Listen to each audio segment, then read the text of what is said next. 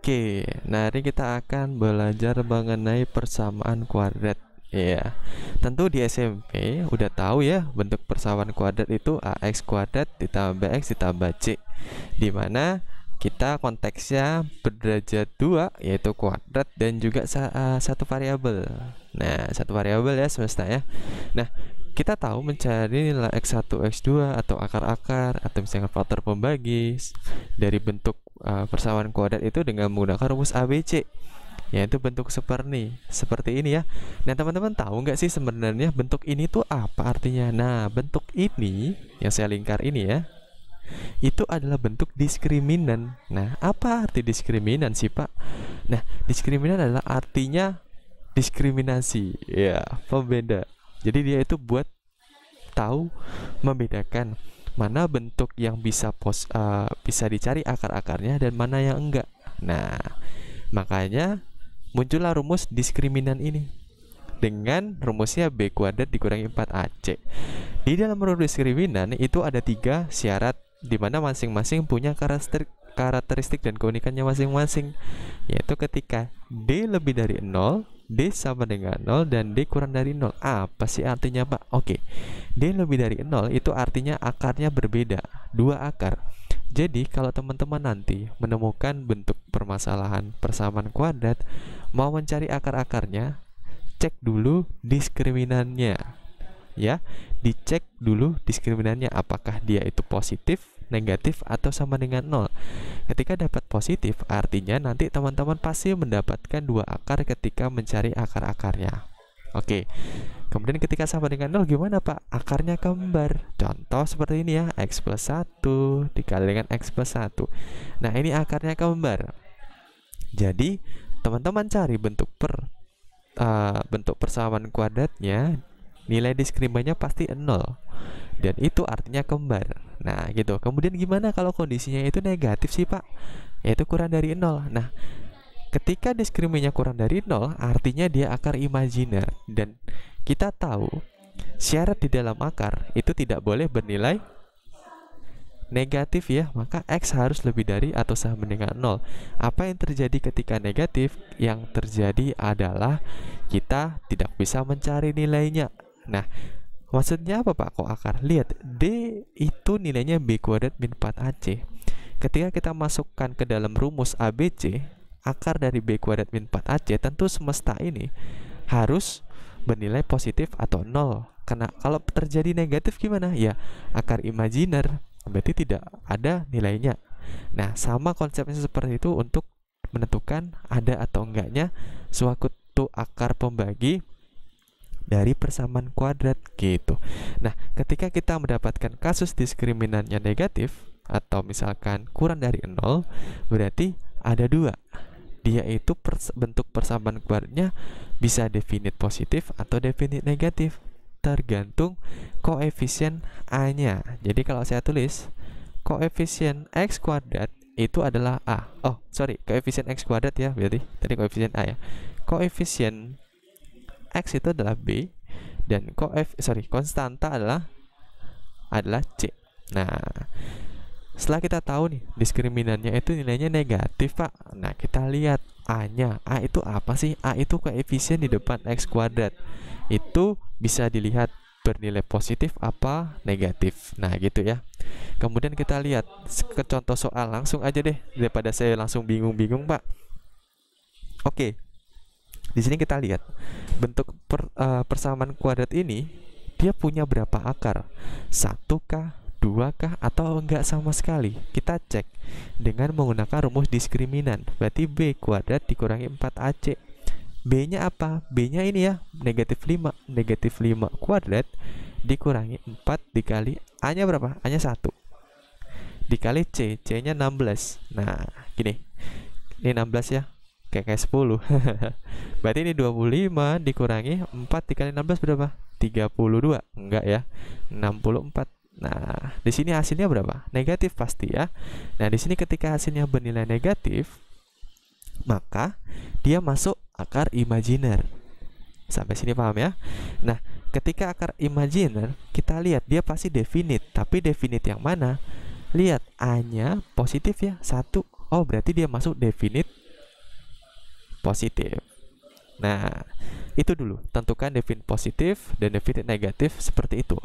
Kemudian ketika kita mau mencari akar-akarnya lagi untuk yang B, kita coba dulu cari diskriminannya bernilai positif sama dengan 0 atau negatif. Nah, saya cek ya, B kuadrat dikurangi 4AC. B-nya apa? B-nya 4. 4 kita kuadratkan dikurangi 4 dikali A-nya 1 dikali C. C-nya negatif 21 ya. Nah, ini berapa nih? 16 dikurangi negatif 4 dikali 21 berarti plus 84. Nah, ini kan hasilnya positif ya. Kan 16 ditambah 64 kan hasilnya positif. Nah, ketika hasilnya positif, kita lihat dia punya berapa akar. Oh, 2 akar. Berarti ketika teman-teman cari nanti penyelesaian dari akar-akarnya ini, teman-teman pasti mendapatkan 2 faktor pembagi. Kalau kita bisa cari bentuknya seperti ini ya. X kuadrat itu X dikali X. Berapa dikali berapa menghasilkan negatif 21 dan dijumlah 4. Berarti 7 dikali 3. Berarti positifnya 7, negatifnya 3. Nah, inilah kita dapat 2 akar. Tapi kalau bentuk yang pertama, kita tidak bisa mencari akar-akarnya. Kalau teman-teman tidak percaya, cobalah. Gitu. Jadi, langkah terpenting mencari akar-akar dari suatu persamaan kuadrat atau pertidaksamaan kuadrat adalah kita cari tahu dulu diskriminannya. Kalau kita udah tahu diskriminannya, kita buktikan.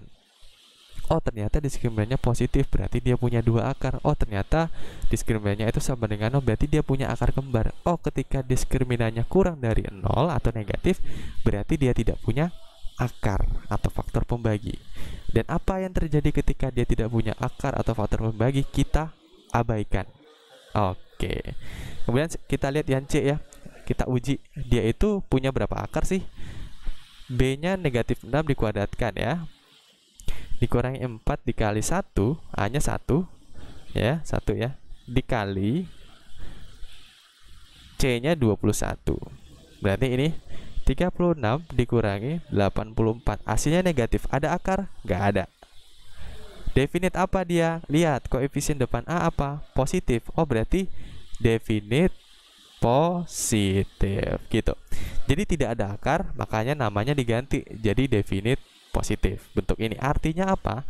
Artinya bentuk ini ketika kita masukkan nilai X berapapun yang kita masukkan, hasilnya selalu sesuai dengan namanya positif. Gitu ya. Ini juga nih selalu positif nih. Oke. Nah, sekarang yang D gimana? Sama, kita cari dulu diskriminannya, kita buktikan dia punya berapa akar.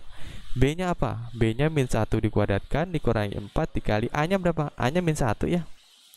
Kok ada kurung lagi sih, Pak? Nah, min 1 dikali C-nya min 5.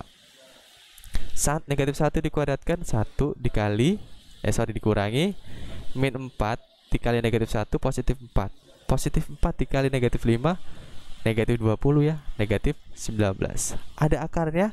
Nggak ada, karena diskriminannya benar negatif. Nggak ada akarnya. Sekarang kita lihat dia definite apa? Positif apa negatif? Lihat A-nya. Oh, A-nya negatif, berarti dia definite negatif. Apa artinya? Artinya definite negatif adalah lawan dari definite positif. Berarti ketika kita mau ngambil sembarang bilang X berapapun itu, kita masukkan ke dalam bentuk ini, hasilnya selalu negatif. Mungkin 0, Pak, mungkin positif.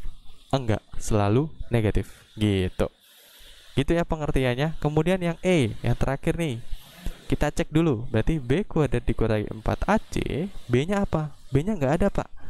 Ada, 0 X ya, gitu ya. Berarti B-nya 0 dikuadratkan dikurangi 4 dikali A-nya berapa? A-nya 1, C-nya berapa? C-nya 1. Nah, 0 dikurangi 4, hasilnya negatif 4. Ada akarnya? Nggak ada, karena negatif ya. Kalau negatif nggak ada akarnya, gitu cara gampangnya. Kemudian kita lihat A-nya bernilai apa? Oh, A-nya positif, Pak. Berarti dia definite positif gitu. Jadi ketika kita udah tahu nilai diskriminannya negatif, kita lihat koefisien X kuadratnya bernilai positif kah, bernilai negatif kah. Oh, ketika dia positif berarti definite positif. Ketika dia negatif berarti oh dia definite negatif. Gitu. cara menentukan berapa banyak akar di persamaan atau pertidaksamaan kuadrat. Apakah ada 2, ataukah ada kembar, ataukah tidak ada. Ketika tidak ada, perhatikan A-nya. Oh, berarti kalau A-nya positif, dia definite positif. Oh, ketika A-nya negatif, berarti dia definite negatif. Dan apa yang terjadi ketika mereka definite positif dan definite negatif? Kita abaikan, khusus yang positif. Dan yang negatif tidak bisa kita abaikan gitu aja untuk pertidaksamaan. Ketika kita mengabaikan, kita harus mengubah tandanya. Nah, itu nanti akan kita pelajari di pertidaksamaan rasional. Oke, jadi bisa teman-teman perhatikan lagi. Jadi dapat kita simpulkan gimana cara menentukan akar-akar yang pertama. Kita cari tahu diskriminannya itu positif, negatif, atau sama dengan 0. Ketika dia positif, pasti dia ada 2 penyelesaian akar gitu ya. Ketika dia sama dengan 0, berarti akarnya kembar, bentuknya seperti ini. Pak, ketika negatif, berarti dia imajiner, artinya tidak ada akarnya, gitu ya. Kemudian ketika tidak ada akarnya, kita simpulkan dia definite positif atau definite negatif dari A-nya, gitu.